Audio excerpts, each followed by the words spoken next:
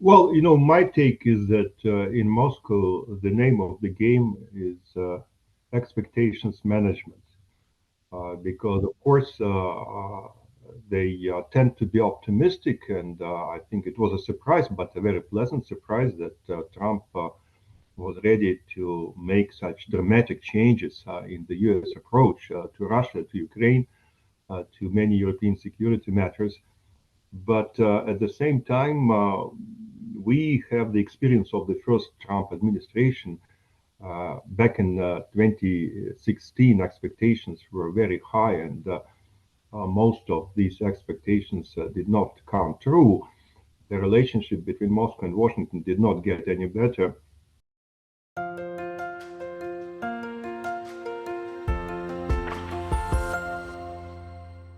Hello, everybody. This is Pascal from Neutrality Studies, and today I'm speaking to Dr. Andrey Kortunov, the Director General of the Russian International Affairs Council. Last week, Dr. Kortunov published a short but highly interesting article in Russian, which was then translated into English and published on the homepage of Russia Today, about what he called the Grand Bargain. In this piece, Dr. Kortunov analyzes the warming relations between Washington and Moscow and asks if the two great powers together will manage to rewrite history. This is what we want to discuss today. So, Dr. Kortunov, welcome. Thank you. Dr. Kortunov, like in your piece, you make this interesting argument, and I think you make the argument toward your Russian audience, which is that did we misunderstand the collective West? Could you maybe explain to us a little bit? And the main audience of this podcast here is going to be an English-speaking and Western language-speaking audiences. How is Russia understanding the West, and what is your argument about how it might have to be readjusted? Well, let me start by saying that since the beginning of the special military operation 3 years ago, Russia has endorsed a rather clear and to some extent logical narrative about the West. The first assumption is that the West is collective, that there is a high degree of cohesion within the Western community. But within this collective West, there are nations that lead and nations that are being led. And if you follow some of the Russian official documents, you'll find a clear distinction between quote unquote continental Europe on the one hand and the Anglo-Saxon world on the other. The perception is that the anti-Russian policies and the anti-Russian sentiments are generated primarily by the and within the Anglo-Saxon world, while the continental Europe has to follow the Anglo-Saxon leadership, maybe even reluctantly, because clearly continental Europe has more interests in working with Russia, including economic relations, trade, investment, energy, and also traditional cultural and other ties. While Anglo-Saxons can afford the luxury of uncompromised fight against the Russian Federation, and of course these are forces which allegedly stood behind the enlargement of NATO and other developments that were detrimental to Russia's security interests.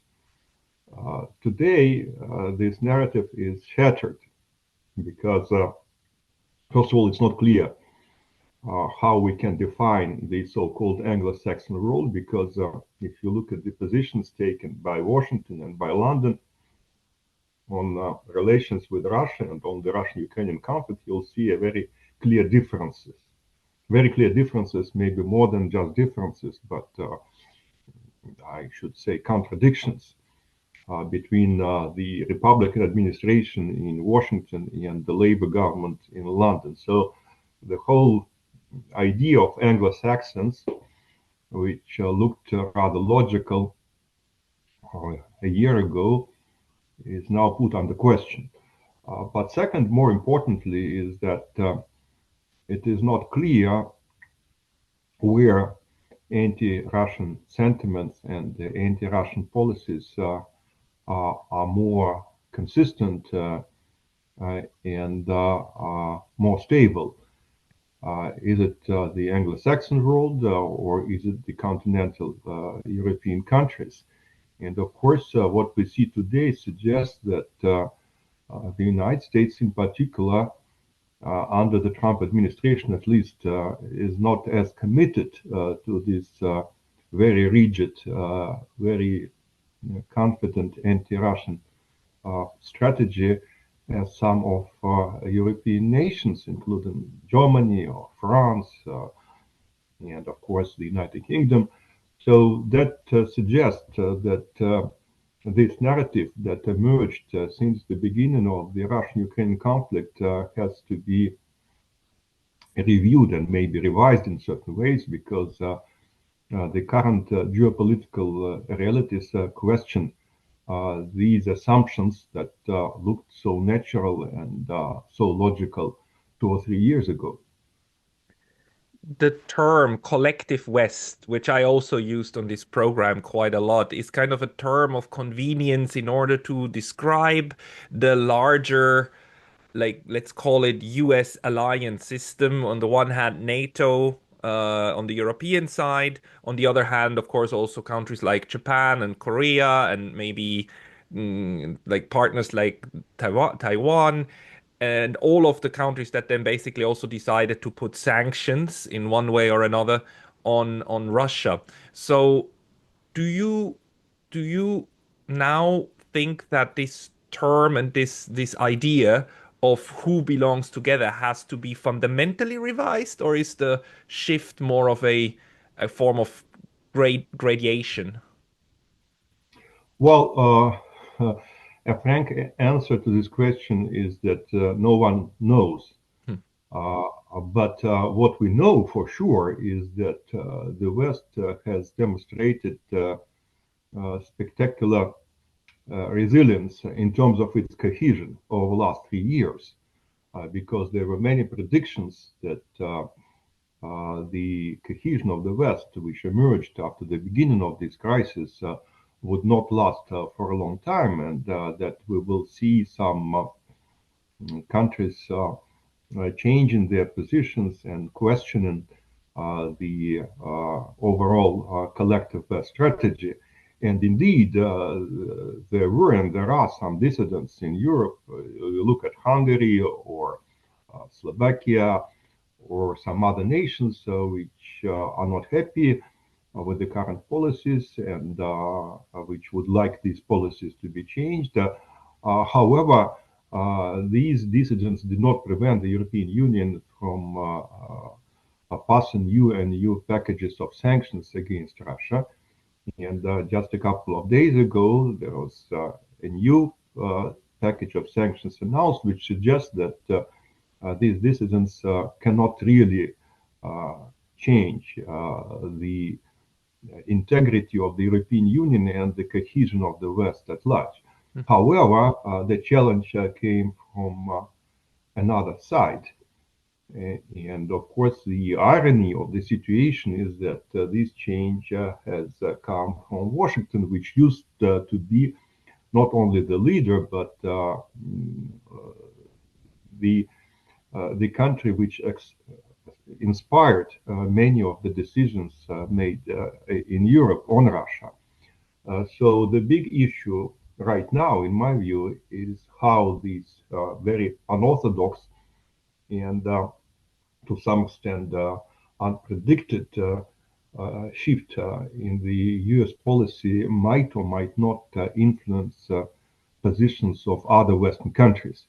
And that relates not only to members of the European Union or the United Kingdom, it is also a question for countries, let's say, in Northeast Asia. How could Japan react to the change in US policies? How South Korea might or might not change its approach to Russia and to the Russian-Ukrainian conflict? Can we expect any adjustments by Southeast Asian countries or by countries like Australia or New Zealand. And I think that these questions remain open. We do not know, but definitely we have to reassess our understanding of the collective West. And the West is not as collective as it used to be, let's say, 2 years ago. It's a very good observation, and it's something that I think the West itself is trying to understand at the moment. The Europeans are clearly trying to understand what to do with their big partner, the United States, clearly. And one of the ironies is, of course, that the Europeans have been pushed toward this war for a long time, not only since 2014, but in 2008 as well. It was the George Bush administration that managed to convince the Germans and the French, Merkel and Hollande, to go along with the promise of like promising a Ukraine NATO membership many times. And we still don't have an official explanation for who blew up Nord Stream. But the one thing we know for sure is it wasn't Russia. And so that only leaves a handful of countries left that could have been involved in this. And in Europe, the confusion at the moment is huge. In Russia, what, how does Moscow's the foreign policy circles of yours, how do they look at these changes that are now clearly initiated by Washington, right? And clearly initiated by a change of government that actually has a majority US support, right? We know that the people elected Donald Trump that they want this, and it's a majority of the US population. How does Moscow, how do you make sense of this? Well, my take is that in Moscow, the name of the game is expectations management. Mm, Because, of course, they tend to be optimistic, and I think it was a surprise, but a very pleasant surprise that Trump was ready to make such dramatic changes in the US approach to Russia, to Ukraine, to many European security matters. But at the same time, we have the experience of the first Trump administration. Back in 2016, expectations were very high, and most of these expectations did not come true. The relationship between Moscow and Washington did not get any better under Trump, and in many ways, Trump was the first US president who used sanctions against Russia in such a massive way. Trump decided to withdraw from the US Soviet INF treaty, and he showed no particular interest in negotiating an extension of the New START agreement. So, generally speaking, the first term of President Trump in power was not a very good time for the relations between Washington and Moscow. Of course, optimists would say that today Trump is different from what he was some 8 years ago. He's more experienced, he's more committed. He is fighting the so-called deep state with more vigor than he did earlier, and he has a stronger team in the White House than what he had 8 years ago. So today, expectations might have more grounds. However, of course, it's yet to be seen because definitely the inertia of the current negative trends in the relationship is huge, and the anti-Russian sentiments fly high in Washington. And here in Moscow, again, there are many skeptics. There are many people who believe that it is a kind of a trick, that the United States will take advantage of Russia this way or another. We cannot trust Americans. We cannot rely on what Trump says. So there are many skeptics on both sides, and it's yet to be seen to what extent this early promise will bring some fruits for the two sides, and how so and how this change in approach might lead to any breakthroughs, specifically on the Russian-Ukrainian confrontation, but also on more general issues of the European security architecture. This is, to my understanding, the main goal of Russia, having a genuine security architecture, or like at least getting a process underway to achieve one. Is that the case? Absolutely, and if you follow the narrative coming from Moscow, they always argue that this is not just about Russia and Ukraine. It's about much broader issues of the European security architecture. And today, a lot of discussions in the West are focused on how to provide security guarantees to Kiev. But of course, in Moscow, they also think about security guarantees for Russia. And this is why they are so emphatically opposed to the NATO enlargement, because they perceive the enlargement of NATO, especially if NATO absorbs Ukraine, as a kind of existential challenge to Russia's security. That's why, they would like to get back to some confidence-building measures in Europe, involving not only European nations but the United States as well. That's why, they would emphasize the need to demilitarize Ukraine, because otherwise Ukraine might be tempted to resume its actions against Russia. So, just in a nutshell, it is definitely not only about ending this conflict. It's about European, and I would even venture to say it's about global security, because these days you cannot really distinguish between the security in Europe and the security in other parts of the world. I completely agree.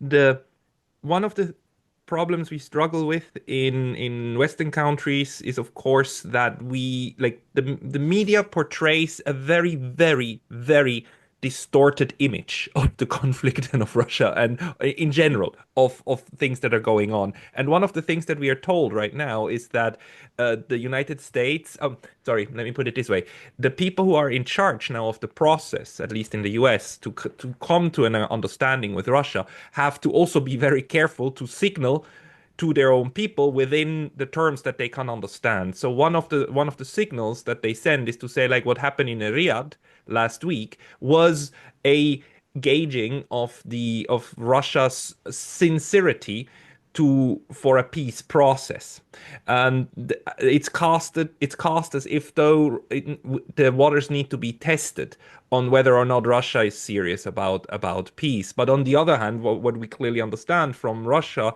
at least I believe so, is that not only does Russia want peace, Russia also wants a security structure. Now, how does Russia try to find out, as you said, how serious this new administration and the shift of the mood is in order to achieve this? Like, what are the confidence building measures that would help Russia to understand, oh, yes, the US is actually serious about this one, it's not a trick? Well, I think that definitely the meeting in Riyadh is just the very first step. Whatever you do, whatever you want to accomplish, you need to start with human contacts at different levels. And one of the problems that we had with the United States over the last couple of years was that most of these communication lines were blocked or frozen, and we didn't have a lot of discussions with our American partners level. And that is, I would say, something which is typical for the United States in general, because I think in the U.S. political culture, communication itself is a kind of reward that you can grant to your partners, and you can take it back if your partners do something wrong. So it's not something that comes naturally. It is something that the United States can give or take away at its own decision. And I think that Trump has changed this approach. He engaged in these negotiations, which I think is a logical thing to do because you need to know what your adversary thinks and what interests your adversary would like to pursue. But now I think we are to the drawing board, so to say.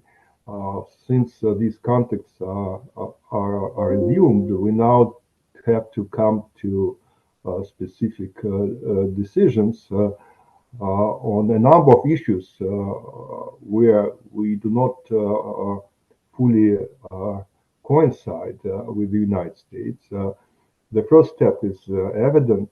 They want to restore business as usual in terms of diplomatic relations. They want to restore embassies, consulate services, because right now, of course, our embassy in Washington and the US embassy in Moscow are like besieged fortresses. This is not normal. I cannot get a US visa in Russia because there is no US consulate operating in the country. And that has to be changed. Maybe we can get back to some direct, let's say, air traffic. Again, that would be important, a little bit more difficult, but it will be also a signal that we are moving in the right direction. And later on, if we deal with these very basic issues, then the time will come to start talking about more sensitive, about more politically controversial problems that Russia and the United States have to discuss. And of course, this is not only about Ukraine, though Ukraine remains a very central element right now, but it is about many other regional matters, like Middle East, for example, or the situation in the Northeast Asia, or maybe issues of non-proliferation, strategic stability, issues maybe on energy security in the world, because both Russia and the United States are major producers of hydrocarbons, and to some extent the relationship between these two nations can have a very serious impact on the global oil and gas prices. There are many issues that can be discussed. Cooperation in the Arctic region is another one. But of course, it will take time, it will take effort. It will require to restore a certain level of trust, or at least a certain level of confidence in each other. And that's not easy after all these years of confrontation and the absence of contacts. I think it will be quite a challenging task. In a lot of the talk over here, and by over here I mean in the West, because I'm located in Japan, but again it's also part of this collective. But a lot of the talk is about a meeting between on the top level between Donald Trump and Vladimir Putin. But if I understand you correctly, your recommendation would actually be to take baby steps and try to build from basic levels up, not from the top down. Is that correct? Well, let me say that uh, for the meeting in Riyadh, nothing but a clear failure would be a success. And definitely, we've got a success story in Riyadh. But if you are thinking about a summit meeting, I would argue that nothing but a clear success would be a failure. Mm. We had a summit meeting between Putin and Trump in summer of 2018 in Helsinki. Maybe you remember the meeting. And again, expectations were very high, and the meeting went relatively well. I think there was some chemistry between the two men.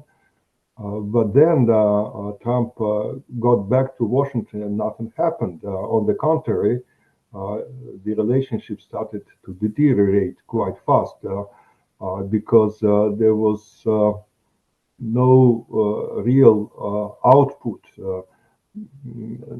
not something specific that would constitute a basis for a further positive change in the relationship. So I think that it's better to have a meeting later rather than earlier if they cannot prepare it fast enough. But it's better to have something specific, something on the table that they could discuss and they could agree upon. So if I were to give recommendations to those who prepare this meeting now, I would say that make sure that this meeting will not be just a formal uh, encounter between the two leaders with no substance. We think of small incremental steps, but very practical steps that would change the momentum of the relationship. Because it's not just the level of cooperation, but the dynamics, which is important. We need to reverse the momentum. We need to demonstrate that we have already hit the bottom in this relationship and we started going up.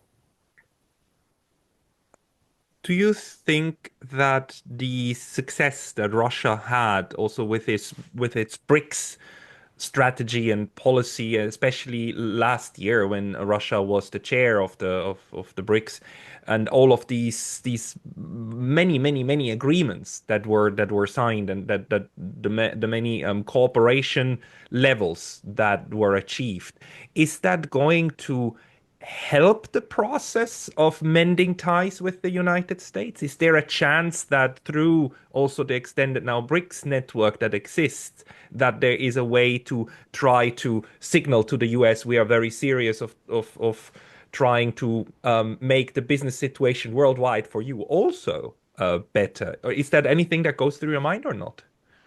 Well, of course, Trump doesn't like BRICS. Mm. He stated more than once that BRICS is not a friendly institution and that BRICS has some anti-American plans regarding, let's say, the role of the US currency in the international financial system. And that's why the United States is not really interested in seeing BRICS getting stronger or getting new members. But I think that what is important in this particular situation is that by turning the last BRICS summit into a major success story, and I think that that cannot be denied. Indeed, the Russian side was capable of making BRICS bigger than life, if you wish, with a very long and comprehensive declaration accepted in Kazan in October of last year. I think that raises the level of Russia as a potential partner for the United States. Because the BRICS process, among other international developments, suggests that Russia cannot be possibly isolated in the international system, no matter how hard the West might be trying to do that. But Russia is making significant progress in its relations with major countries in the global south, including China and India and Gulf states and some Latin American countries. So that should motivate the United States to start working with Moscow, because Moscow is an actor which will be there no matter whether the United States likes it or not. So it's better to have a dialogue rather than not to have a dialogue with the Kremlin. So that would be my take on BRICS. I see it that way too. And the statements that come out that came out of Washington the last over the last 4 weeks seem all to point at the fact that this administration now clearly understands that whether they like it or not, Russia and China are great powers in their own right, and they cannot be dealt with the way that other countries could be just isolated. Let's say the way that sanctions are able to isolate and really, to a large part, also devastate Cuba, for instance, right? Cuba and Russia are not in any way comparable of what sanctions can do to the local economies. Now, given that, do you think that there is now a new spirit in general around how the global system works, and how do you think the Europeans, the continental, well, both the continental Europeans and the British, how do they understand this change? Are they in denial at the moment, or do you think they genuinely don't see this new multipolar world yet? Well, I think that indeed the world is changing. Of course, uh, we can have many disagreements in terms of how fast the world is changing and what is the destination of these changes. Some say that it's natural, it's good, the system becomes more democratic, more diverse. Others argue that there is more and more chaos and fewer and fewer rules, and that these developments are not positive but rather negative. But these developments take place in any case, and I think that all of us, be it in Russia or in Japan or in the United States or in Europe, all of us are confused because no one has ultimate answers to the problems posed by this process. We understand that this process goes with acceleration and that it definitely contains risks and challenges. It also contains opportunities, but it's very hard to make predictions about what will happen even in a year, not to mention 5 or 10 years from now. So I think that we are in this array, but for Europeans, I think it is particularly difficult to find their new path in this environment because they are so used to rely on the United States. They are so used to delegate some strategic decisions to Washington, D.C., and to consider Washington to be the natural leader of the liberal world order. And right now, the United States, at least under the Trump administration, demonstrates that it is not particularly interested in maintaining the old system. That the United States will focus on its own immediate national interests. And of course, that means that Europeans are now on their own, or at least they might be on their own, and they are not ready for that because for many, many years, for decades, they existed in a very different environment. To some extent, this environment was very favorable for Europeans because they didn't have to bother about this very difficult strategic decisions that Washington was taking on behalf of all the collective West. So I can imagine that it will be a very bumpy road for Europeans. So far, they try to act as if nothing has happened, but that's not the most efficient way to cope with the new situation. I think that at some point they will simply have to face new realities, and that will be very painful. If we um, just suppose that, okay, this the way the world used to run, or the way the post-Cold War used to work, with the United Center at it, with the United States at its center, and Europe, as you said, delegating a lot of strategic decision to it and perceiving it as a transatlantic marriage, right? And this marriage is ironclad. If we now suppose that this is actually gone and we won't see a return to this anytime soon, there is this, there is Russia worried that the reaction of the Europeans to this would be overcompensating for their security, would be uh, militarizing even harder, and in a sense, by not relying on the US anymore, by not having the US, as John Mearsheimer would say, a an offshore balancer, actually becoming more of a free radical that might again turn its entire like security thinking against Russia as a significant other. Is that something that is on the mind of you, the security community in Russia at the moment?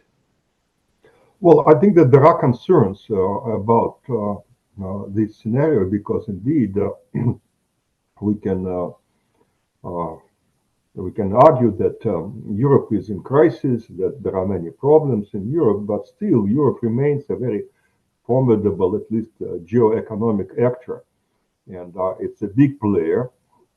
Definitely, it has a lot of capacity, and if Europe decides to act on its own, over time it might become also a formidable geopolitical player in this world. It might increase its defense budget. It might pursue its strategic autonomy from the United States, and it might try to focus primarily on the confrontation with Moscow, and definitely this is not what they would like to see from Russia. However, there are also doubts about whether the European political establishment these days has the political will which is needed to stand up to this challenge. Because so far we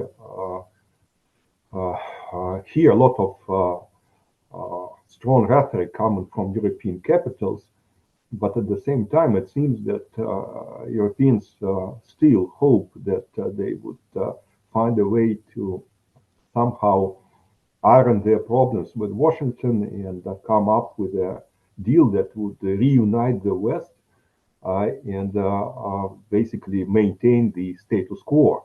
We don't know how much Europeans are ready to pay for their strategic autonomy in terms of blood and treasure, because strategic autonomy is something which is not going to come without a price. And this price might be high, especially given the fact that Europe has so many other conflicting priorities and other problems that have to be kept in mind. That includes the future of the European project in general. It is about financial issues. It's about migrations.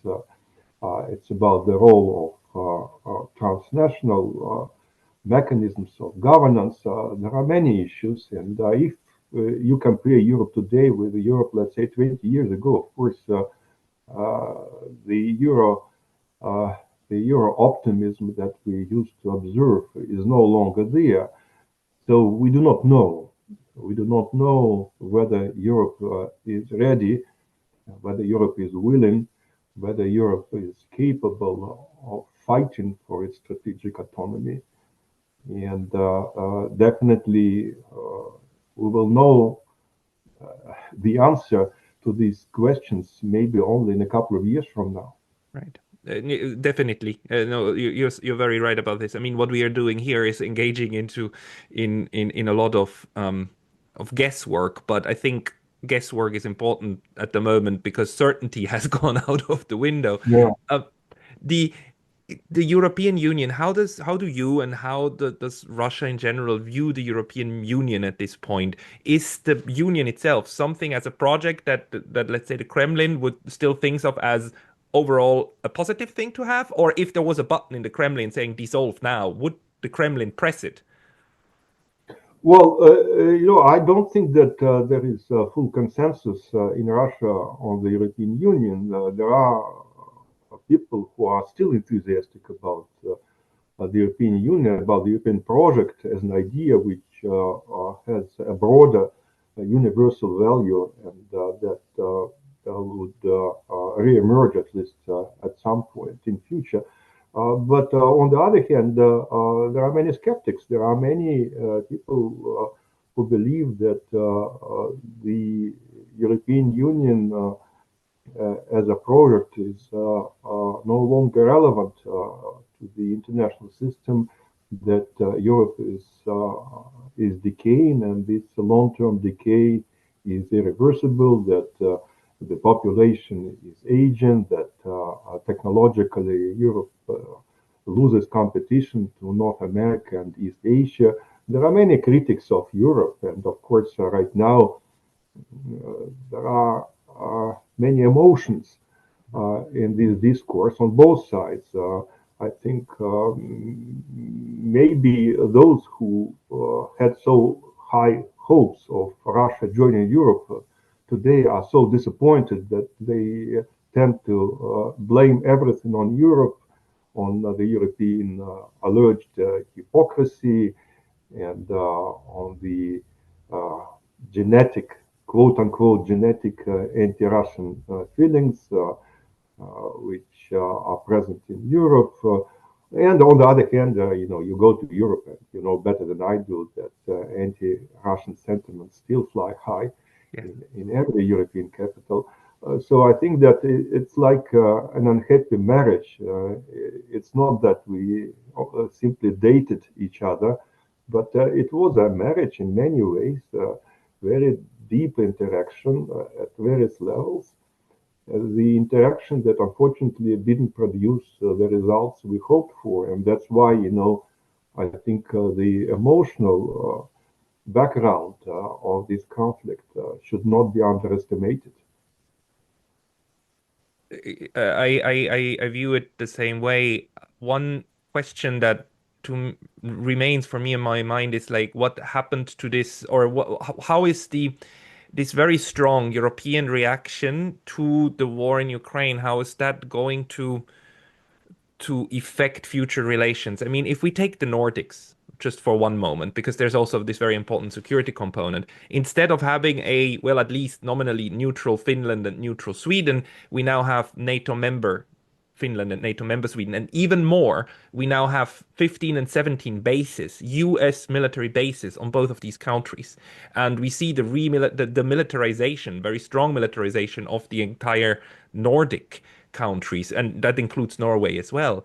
They're now willing to go into cooperation with the US military to levels that have never been there before. Is that also changing, altering the security calculus of Russia? And how do you view this reaction, this kind of very strong, like even stronger, like throwing themselves into the arms of Washington that we have observed not just from the Nordics but also other European states? Well, I agree that it was a very dramatic and, in my view, even uh, unpredictable shift, especially in Finland after so many years of very good relations with Moscow and a lot of communication at various levels. Such an abrupt end of the relationship was, in my view, was quite surprising. And you're right, Finland and Sweden are ready to throw themselves into the arms of Washington. The question is whether Washington is ready to embrace them. And right now, we cannot take it for granted.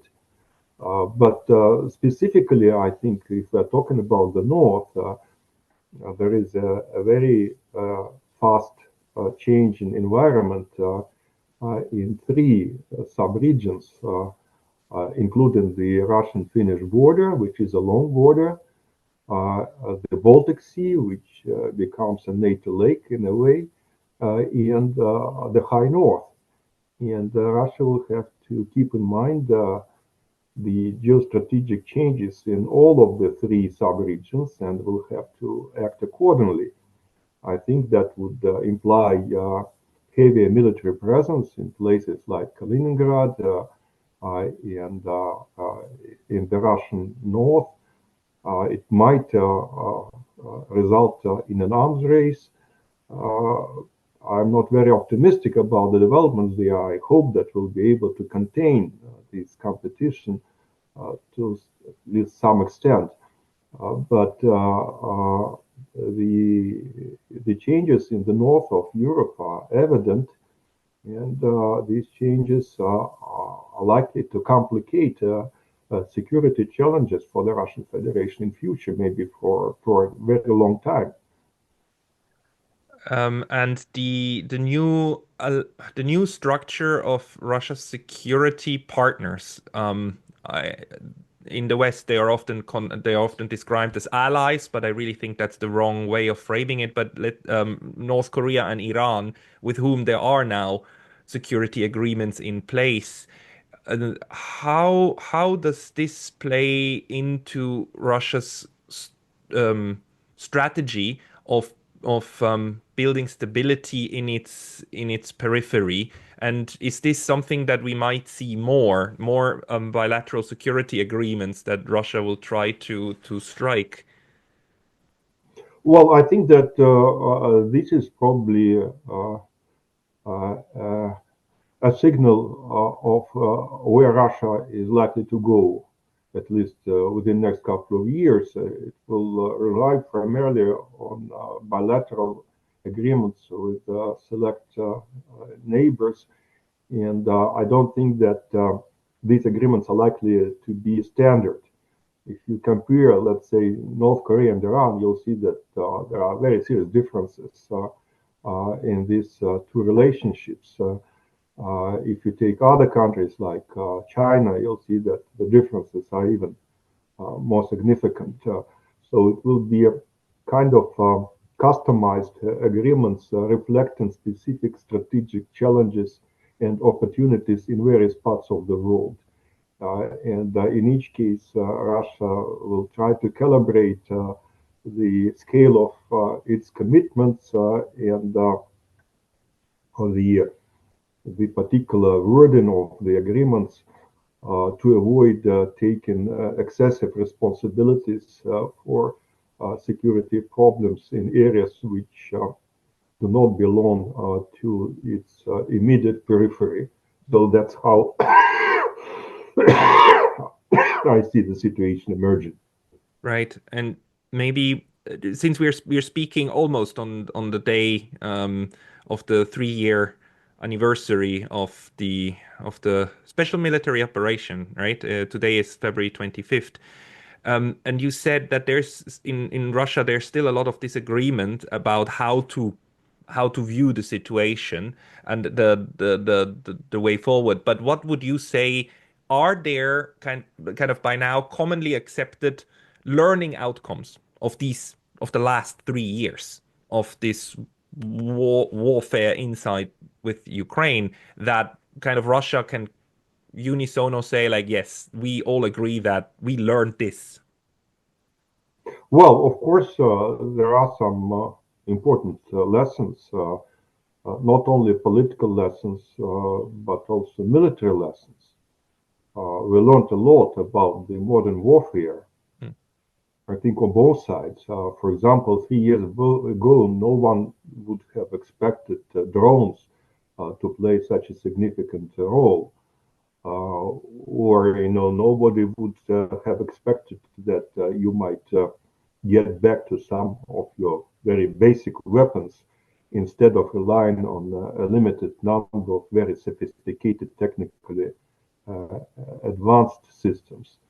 I'm sure that everybody in the world, not just in Russia, but in all the general staffs, they are analyzing the outcomes of these uh, uh, fightings to understand how a modern high intensity warfare in the 21st century should or should not be conducted. So, in this sense, definitely there are many lessons to be learned and many conclusions to be made. There are also lessons about how fast you can change the system of your foreign policy priorities, what kind of obstacles and opportunities you might see in the global south, what are the limitations there, the importance of economic sanctions, including secondary sanctions, how you cope with them, how far you can go with import substitution, what you can do, what you cannot do, at least in a couple of years. Definitely, this conflict has changed a lot, and the country will be very different when the conflict ends. from what it was when the conflict only started. And I think that is true for all the direct or indirect participants to this conflict. Maybe a last question, also directly related to the name of this channel. According to my studies, I find a lot of periods in history when Russia understood and used the value of neutral spaces, and neutral either in the legal sense of neutralizations. Switzerland is neutral because Russia helped Mm. it in 1815. Austria is neutral because Russia agreed to it. Neutrality was something that Russia wanted for Ukraine and to a good extent still demands. Is this something that will continue, or did this run out its course? Is this idea of buffer states and neutral buffer zones still something that is important to Russia today or not? Well, I think that it remains important, but I would say even more. I think that we are moving to a very different understanding of alliances. In a way, I would say that NATO is a 20th century alliance. It is very robust, it is very hierarchical, it is very rigid in terms of decision-making process. It has many layers of bureaucracies there. But I think that given the rapidly changing international environment, we are entering a period where nations are more likely to rely on ad hoc situational alliances. Nations will shift sides if they feel that a particular arrangement no longer suits their interests. Flexibility will become much more important. So this borderline between neutrality and the membership to alliances will probably not matter as much as it did in the second half of the 20th century. So we will probably see many unilateralist arrangements around specific problems. So it will be a very different picture in years to come. And maybe this whole issue of neutrality will no longer have as much importance as it had in the 20th century. Sorry, I said it's the last question, but very last one.